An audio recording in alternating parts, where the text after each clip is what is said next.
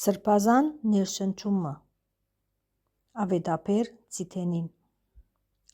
Գերմանացի քանդակագործ Դաննաքր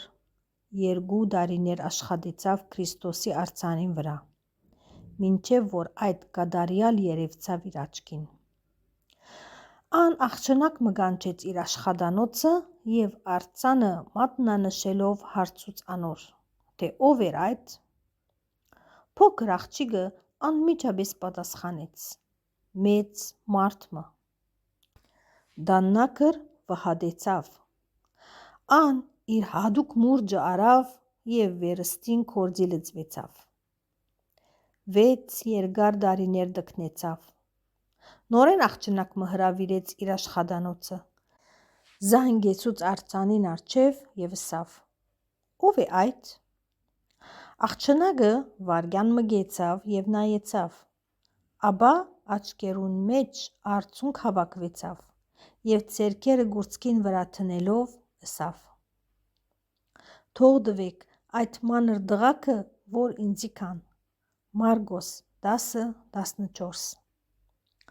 Այս անգամ Դաննաքր գիտցավ, որ հաջողած էր։ Քանդակագործը ետ կխոստովանեցավ, թե այս 6 տարիներուն ընթացքին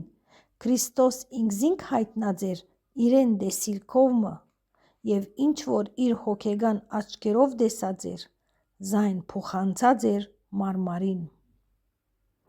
Հետագային, երբ Նապոլեոն Բոնապարտ խնդրեց այս արվեստագետին,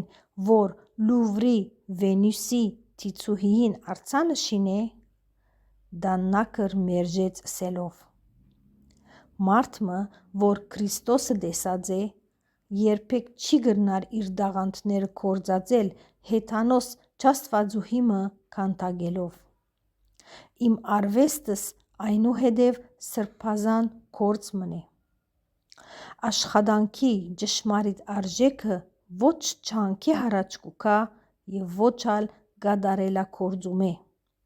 այլ Քրիստոսե, որ զայն կներշնչե։